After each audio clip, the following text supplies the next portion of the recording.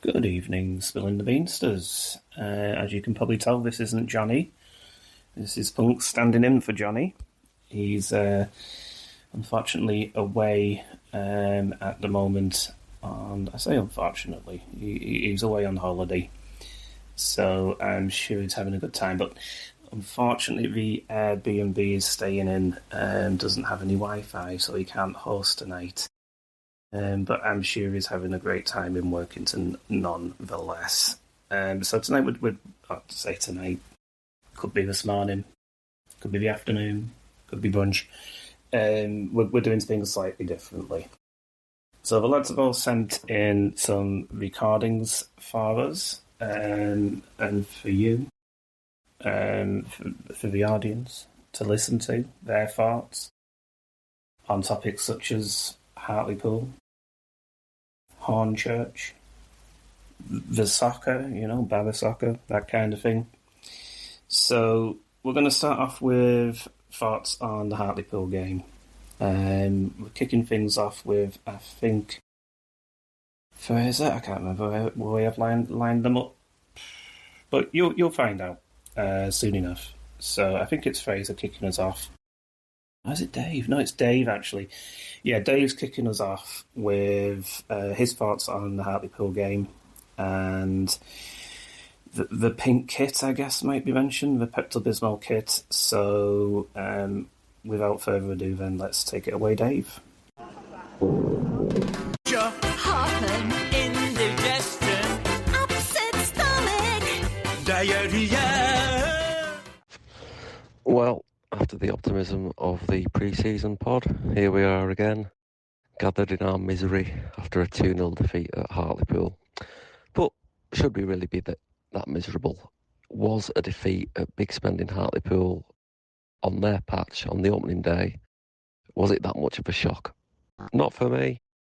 Maybe some others maybe thought that we could take that great pre-season form into the opening day, but I must admit I wasn't too downhearted when I saw the result.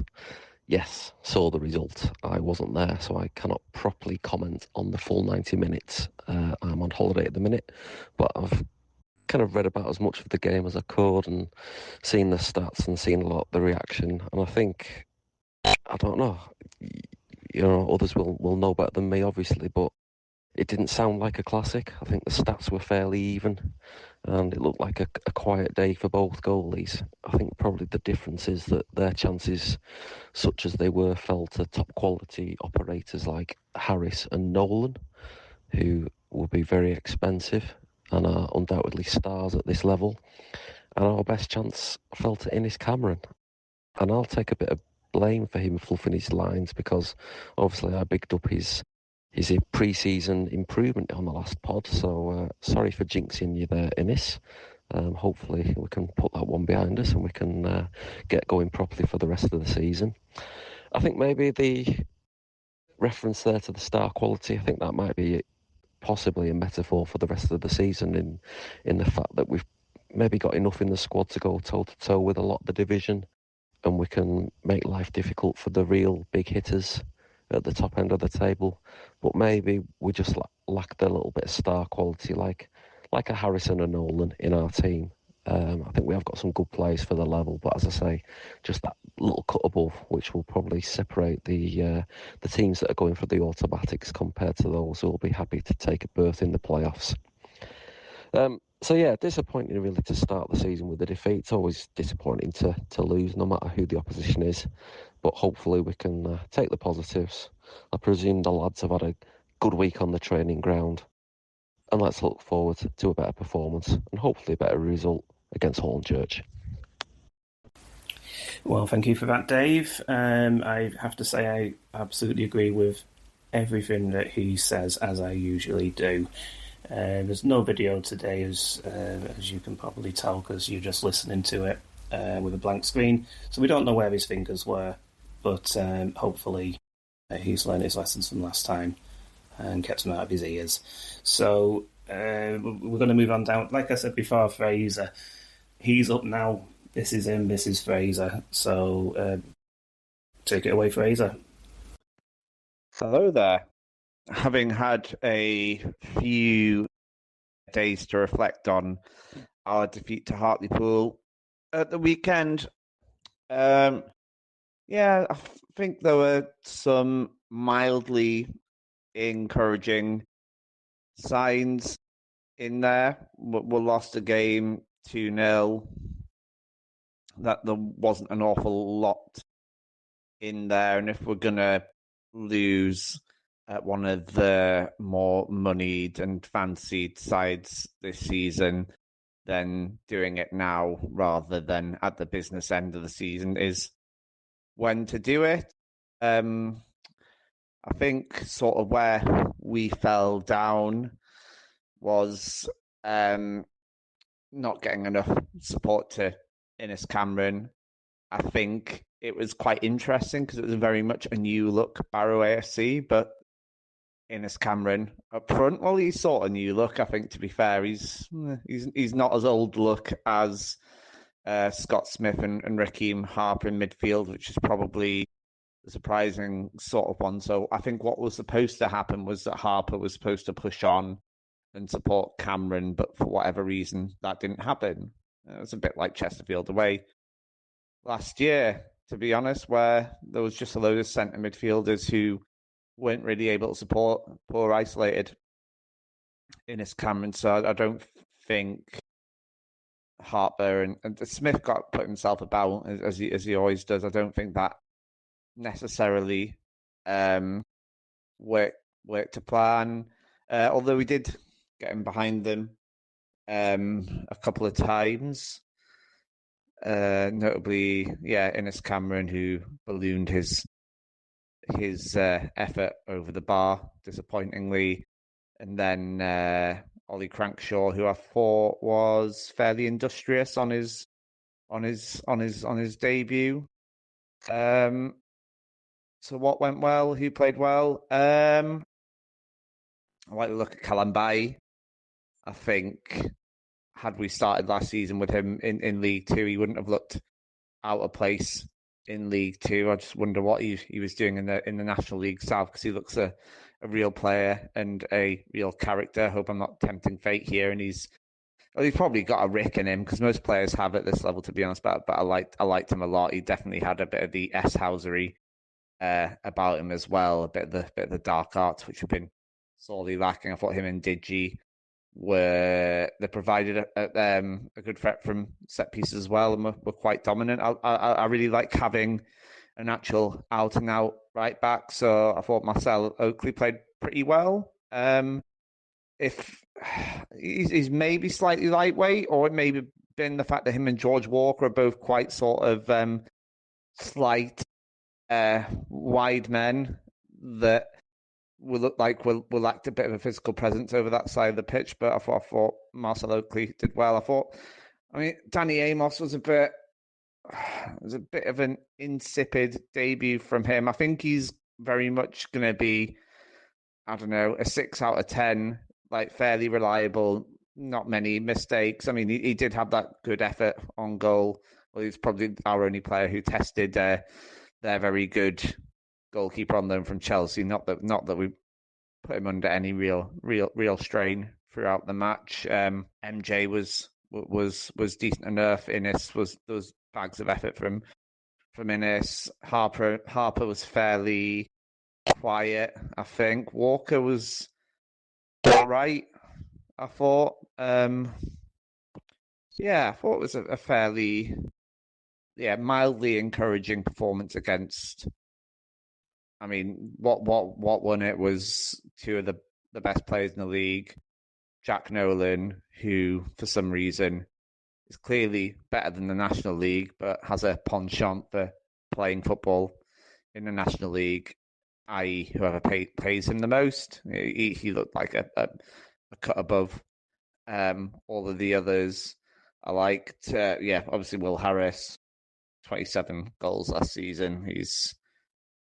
Be surprised if he wasn't around the top of the goal scoring charts this season. He could have gone to the EFL, but Hartlepool are probably paying him well. I thought some other players played well for them as well. I thought Cameron John nullified what threat we had down the right hand side pretty well. Also thought that I think the changes they made, so the centre half Liam Gibson, who played for Harrogate, it was him who got in behind a couple of times, so he took him off and brought Coogan on, or whatever he's called, and he was like a bit more robust, and I think he was designed to equip the aerial threat as well. So when those changes were made on the hour mark, that sort of, I mean, we played well in the first half. That prevented us from kicking on the second half. Word for the referee. My God, what are you doing? Never seen anything like that before. I was just perplexed at the time. I mean, if you blew up early by mistake, just bloody own it. Add the time on at the end of the second half. No one will have noticed, but it's clearly scared of what his assessor would have done, and quickly summoned the players back out. God knows what the players thought of it, but or maybe Adam Murray and Lee Clark were giving him so much stick he felt he had no alternative, but does not bode well for the rest of the season. Well, thank you very much for that, Fraser. I probably agreed with about 87-88% of that. Very good effort. We're going to move on to Steve now, and he's going to give us his thoughts. And I did suggest to him that we should be kicking it in the Reza on Saturday. Well, you're absolutely right.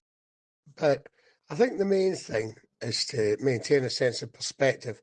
And given that I'm recording this while sat in my living room, having started the morning expecting to go abroad, you've got to get it into perspective that Mount Etna, which is the cause of me not going on holiday today, erupts more often considerably than Barrow win at Hartlepool. Something I certainly have never witnessed, and I think you'd have to go quite old into the support to remind you of that. So, that's the first thing to say. I think probably we were all a little bit heartened by being more aggressive and committed during pre-season, and that was fine. But we came up against somebody who've spent a bit more money and looked certainly good. The day began really well. I didn't think that my best memory of eating tapas this summer was going to be at Hartlepool Marina. Lots of people, good buses, good turnout from fans. Really loud when they came out. Brilliant atmosphere. You can see they've had a bit of a makeover and a lick of paint. I was glad to see that they appear to have shrank the policemen, and I don't know if they've released the more psychotic ones over 6 foot into the wild or something. They're currently I don't know, gambling around the hills of Northumberland or whatever it is. That would be that was a relief anyway. So we weren't met with complete and inexplicable aggression. So bonus there. Thank you, Hartlepool. Great atmosphere, and out we came, and we started all right. We're that awful phrase, front-footed. We pinned them back. We roughed them up. They weren't too keen on it, and they weren't quite sure what to do about it at first. But what we didn't do is we didn't create very much, and I guess it's that old saying: you get what you pay for. And what you get if you pay for Harris is a goal like that, where he goes touch, bang, and it's a really well executed goal, and you're one down. And I guess in stark relief to that was Ennis Cameron going through on goal, and I'm not entirely sure what it was, a dink or a donk or whatever he wanted to put on it, but it didn't work very well, and it was certainly struck a bit of a discordant note. So that wasn't great, and you could see I think you could see the some of the confidence ebb out of our forward play when that happened. Smith got half a chance a little bit later on, and he really should have slipped Cameron in. But you almost like it was almost like an under-8s game where you think, well, hang on a minute, he's not passing to him because he's just missed it. He's going to go himself, and it did look like that. And given again that Smith is hardly the most sort of prolific, creative players, probably wasn't the best best choices. So there's some poor decision making going on there. I wonder about the structure a little bit. They were right on the BBC pod to highlight the fact that our midfield were very lumping and were too deep, and became Cameron, who worked very hard, I might add, became more and more isolated.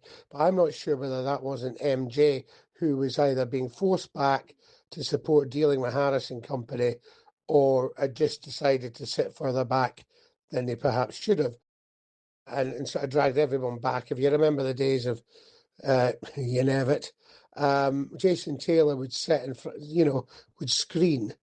But given the difference, we had John Rooney and people like that who were prompting.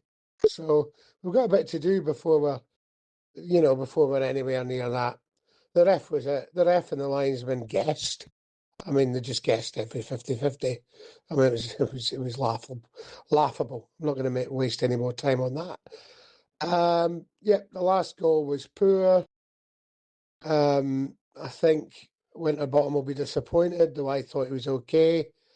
In fact, we were okay. We kept going. We worked hard. They have spent some money and they look decent, but it's very, very early days and we never win there anyway. I think that I worry a little bit about what comes next, simply because I hope that we've got the perspective again and stamina to manage if it takes a little while to get going. I liked Murray's interview. He was sensibly honest without going completely over the top. And, calm heads are needed. And on we go till next week. Oh, and striker, please. Cheers for that, Steve. I think I probably understood around 75% of that, so spot on. Hey, did you hear anyone hear the interview with the gaffer today? That was a strange noise that came out there at the beginning. Did anyone catch that? What was that? Maybe it's best we don't know. Anyway, I'm going to move on now. I'm going to do a soccer line entry. We've only had one this week. You all know this exists, right? The soccer line. You can send your messages in, voice notes, just messages that I'll read out. No one seems to want to use it, so you use it or lose it. We won't have it anymore if you don't want to use it. Anyway, this person's messaged in. This is Alan. And he's just put, it's Hornchurch time. We've not played them before. Hopefully 3 points. Hashtag the soccer. I mean, that's all you need. Just anything like that, It doesn't make any sense, but send it in anyway. We'll use it. We're not getting anything else, so give it a go. Anyway, we're going to move on now to Hornchurch. Hornchurch, and it's Fraser. As for the Hornchurch game on Saturday, I think it's probably because they beat Kidderminster 3-0. I don't think Kidderminster will be any good at all this season, mind. But I would rather that we got our home campaign underway against some mid-table cloggers like Solihull Moors or Wealdstone or someone like that. I think the Hornchurch are a bit of an unknown quantity. I mean, we should be beating them, and if we're going to set off on the journey of reconstructing Fortress Holker Street, then a win is an absolute must. I'm just slightly wary of coming up against a team like that. I know Dave sarcastically sort of said Hornchurch have recruited well, but I mean, the team genuinely have brought in some reasonable players from established National League players. They've got some guy who's in midfield for Crewe last season, and some guy at Barnet. I think we've recruited reasonably well. I would like to see. I think Reedy will probably start up front. You'd expect to see Marriott. I mean, hopefully it's a packed out Holker Street for the new era at the club, but yeah, you'd be hoping for a fairly comfortable home victory, given the expectations this season. I think a victory is the must. But yeah, hope. I mean, I've heard the Hornchurch fan we got on. He's been on pretty much. He's been on the Barrow Social. He's been on the National League full time podcast as well. He's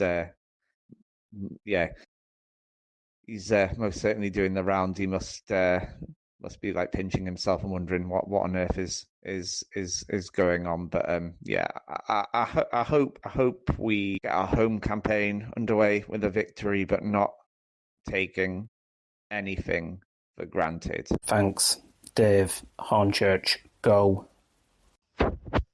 So, Saturday, Hornchurch, the first of the games of this season where you have to explain to your mate where the opposition play, where they come from.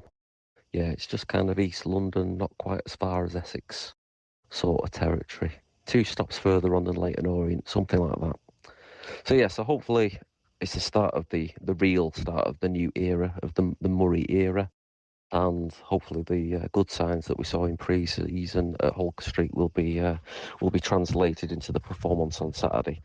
I think you've got to give Hornchurch a bit of respect. Obviously, they're coming up as a promoted team. They'll have that momentum that you get as a newly promoted side. And if you look through the squad list, as I did the other day, because I'll be honest, I don't have a great deal of knowledge about them, I've seen they've got some experienced operators in there, like Jack Baldwin, who I think we played against Colchester and featured for the likes of Sunderland. So he's an experienced operator. But I think very much this is an opportunity for Murray and his men to set the tone for the rest of the season at home, to be that front-footed and aggressive style that we've been promised in pre-season. And I think it's important that people, even if we don't win the game on Saturday, that they leave Holker Street thinking, yeah, actually, I can see what he's trying to do, and it's better than it was last season. We are more competitive. We do play at a higher pace than we did last season. Selection-wise, I think there's a couple of areas where we might see a change. Obviously, you know, Murray might opt to stick with the team that did so well. That he went with against Hartlepool. I'm thinking maybe Marriott in for either Harper or Smith. We might see Latty Fairweather now that he's had a week on the training ground with the rest of the team. And it'd be interesting to see if he keeps faith with Innes Cameron. I believe Alex Reid was carrying a bit of a knock, so maybe that might have influenced selection opening day. So that's one to ponder. But yeah, hopefully it'll be a good performance. Hopefully it'll be a good result, and hopefully it'll be a good crowd in some decent weather, and people enjoy being at Holker Street once again. Come on, Barrow. Fantastic. So Hornchurch, yeah, a lot of people have been asking where Hornchurch is. So if you don't know where Hornchurch is, it's down south, down south somewhere. And I don't know much about the place, but I had a look on the internet, you know, see who's from there. There's some there's some people from Hornchurch.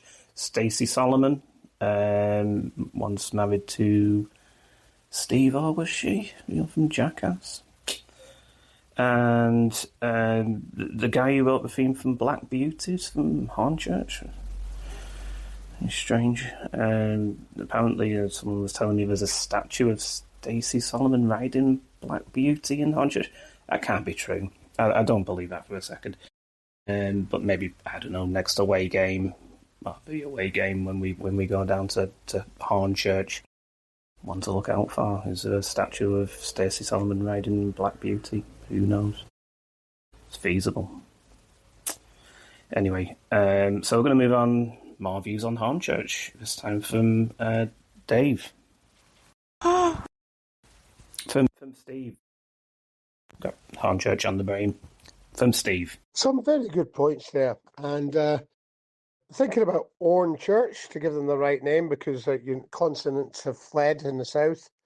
They didn't look too bad an outfit, but I watched the highlights, and you have to say Kidderminster were abject defensively. I mean, the second in particular was absolutely hilarious.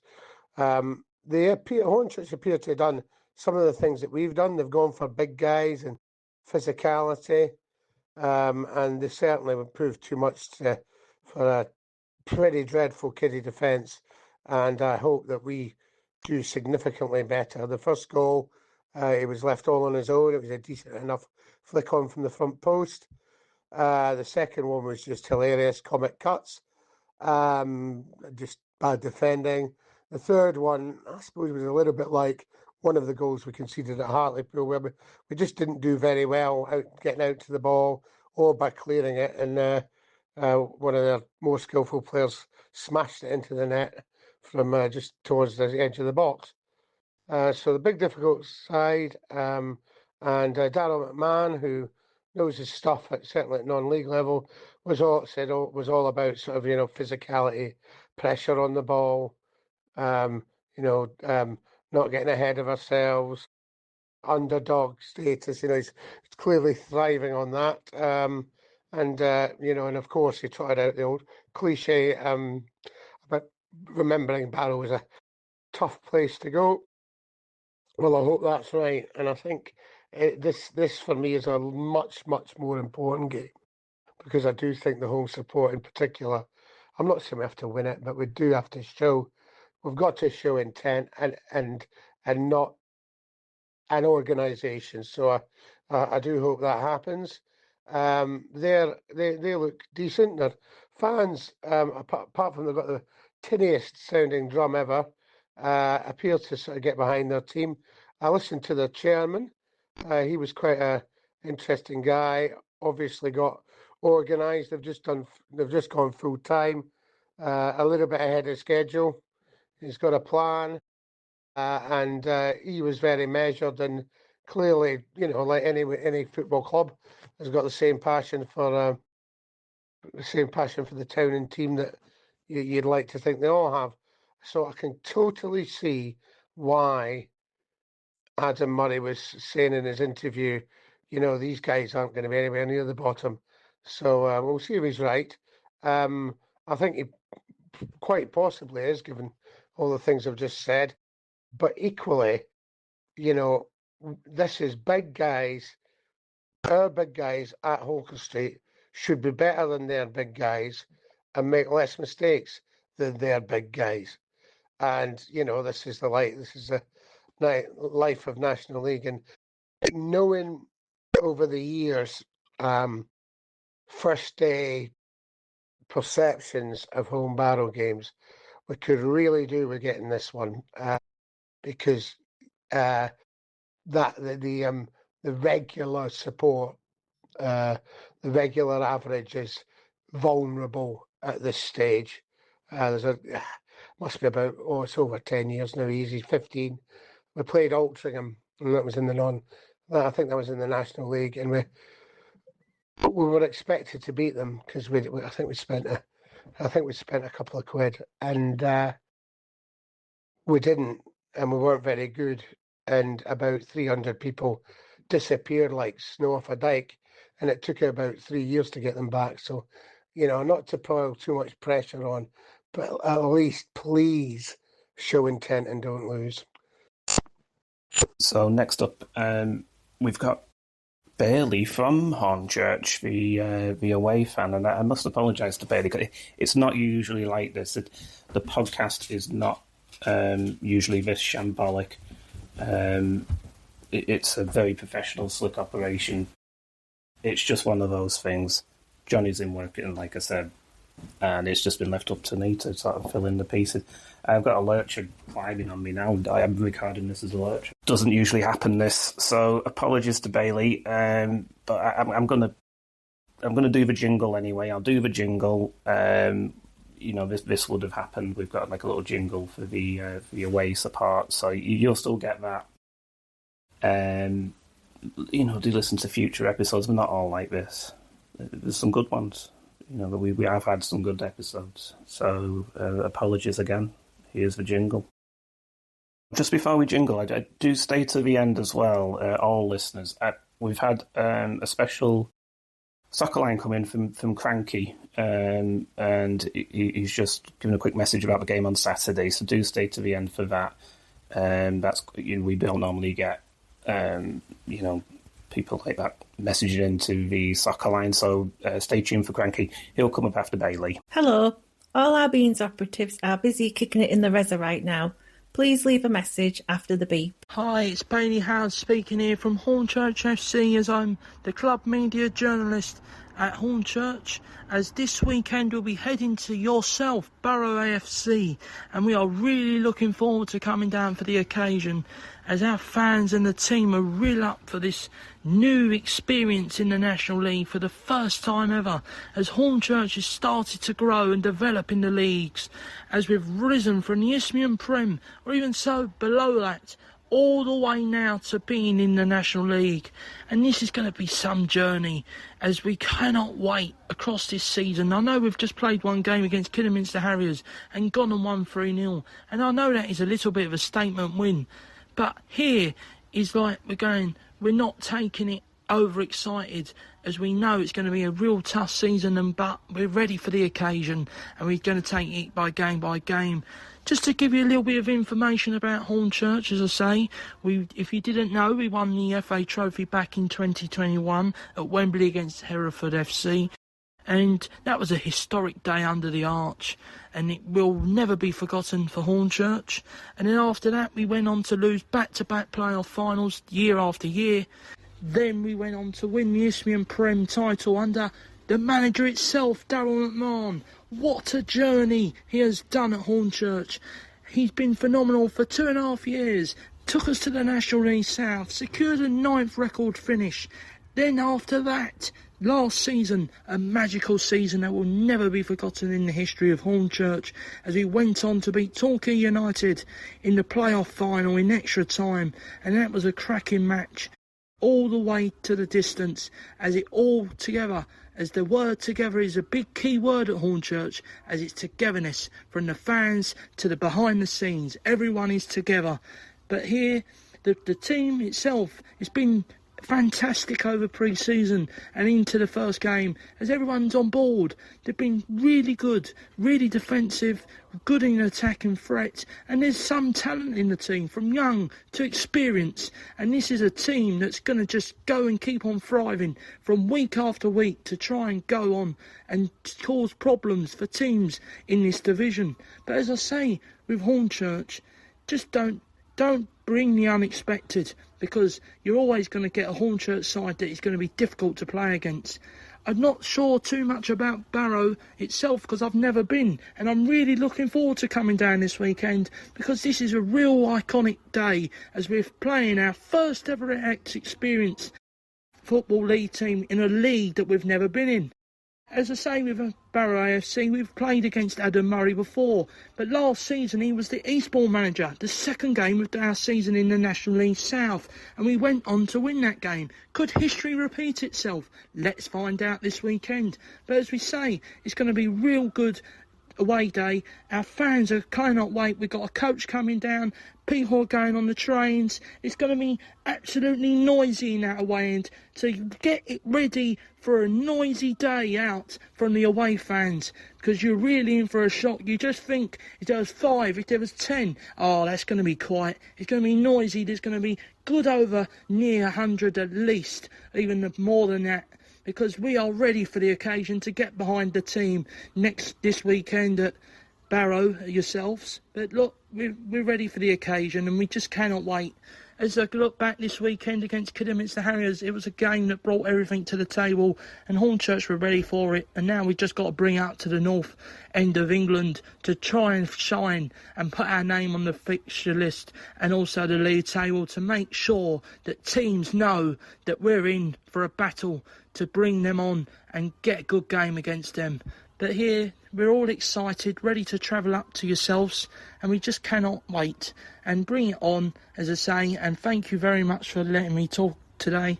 And I really hope that I get to see a good fan base, just welcome us in good arms, because we're a really good fan base and we've got so much respect for teams, and we just cannot wait for this weekend as it comes down to who's going to be the better team on the pitch this weekend. And it will be a tough fixture because it's our first ever away match, and we're just ready. We're ready for the occasion, as I said before. That's the word always being said at Hornchurch. We're ready to cause problems.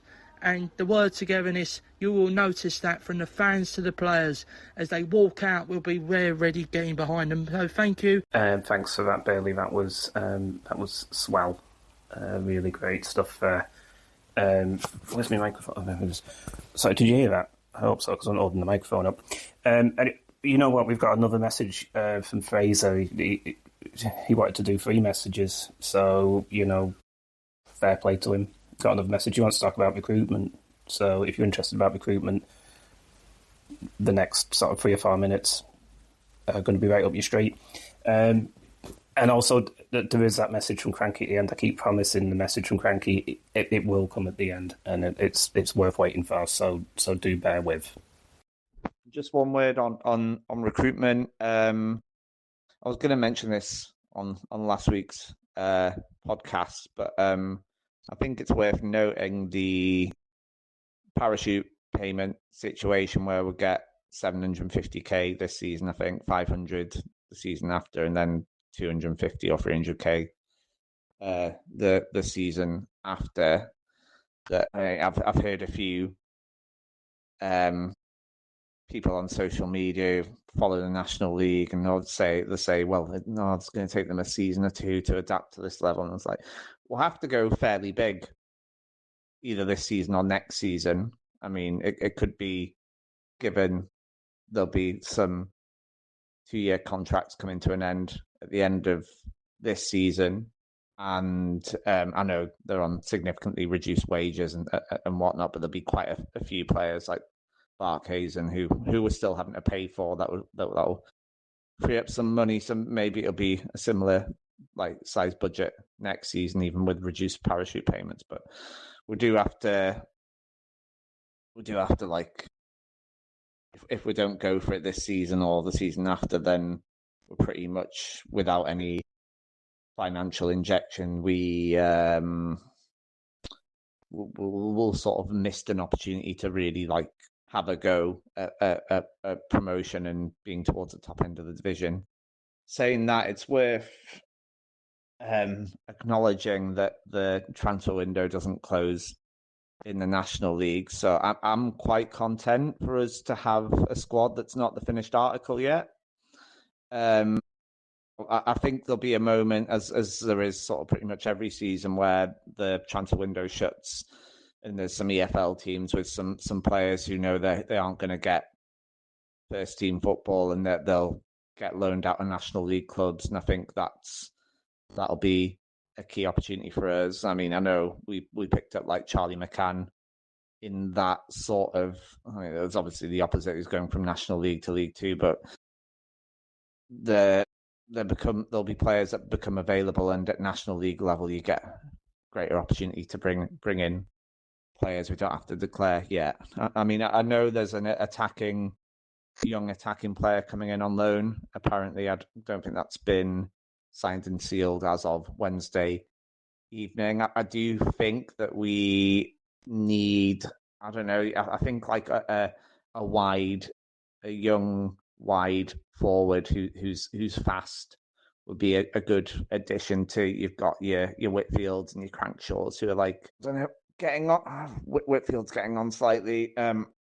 Crankshaw's fairly injury prone. I don't know. It'd be good to have someone who's just absolutely fearless, absolutely rapid, well, like George Walker, but maybe a bit more of an aerial threat. I think that would be a really good addition. But basically, there's a long way to go at recruitment. We know Adam Murray turned over his Kidderminster squad quite a lot last season. I don't think he'll do the exact same thing here, but I can imagine him not settling, not declaring on the players he's got if he feels he can get more quality in. I think we're perhaps lacking a few accounts of pointed to a lack of creativity, and there is that balance between we'll play direct. Do we have Would playing a technical, crafty number 10 type player fit into our system? I don't know. It might work, but something like, I do wonder like how we're gonna like unlock when we come up against teams who park the bus or play the proverbial low block. How we'll be able to unlock them when we've ran out of getting it launched and terrorizing various National League defences. So that's my views on recruitment that no one asked for. And thank you for those thoughts, Fraser, on recruitment. I'll get round to listening to them at some point. I'm sure they were fantastic. So that's pretty much a wrap. I think we're just going to wrap it up. Outro music. Oh no, hang on. We got the message from Cranky, haven't we? Yeah. So here it is. Cranky's message, and thanks to him. What else is to say? Take it away, Cranky. Come and see us, because that will be fun, Davy Treble Dozy.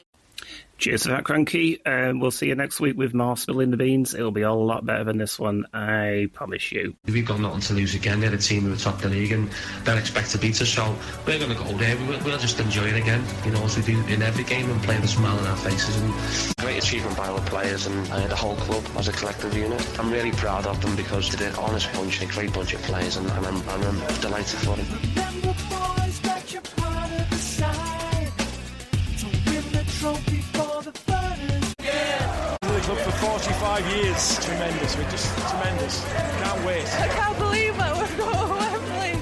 So excited. I think I might cry in a minute. Oh, it's an excellent result. I hope the lads do very well on May the 8th. We're gonna show them the Barrow way. We are the greatest team. Be the best that Wembley's ever seen. All together now. Together. See. Together. That's 20 years since we last went. I can't believe I'm going again. It's amazing. Absolutely unbelievable. It was a brilliant match. We played well, we deserved to go, and let's just hope we win. Great result, and I had it on 9-1 to 2-1 on the scoreline today. Yeah, I was at Wembley 20 years ago, and we're back there again. Over the moon. We'll win the trophy again. The Bluebirds in the Hall of Fame. May the 8th, the greatest day. As we walk down Wembley Way. All together now. All together now. Together now. Sing. Every minute of it, been brilliant. All together now. It's just great to experience days like this. You don't get many of them. All together now. Wembley. Too hard to sum up how we're feeling. I think everyone feels exactly the same. Obviously, I got the 2 goals, but it means a lot to everyone, and we're there now, and we can relax a bit and concentrate on the league. At 1-1, I thought they looked like they were going to score and maybe take it to extra time, but as soon as that goal went in, I knew it would kill them off because they were pushing and pushing.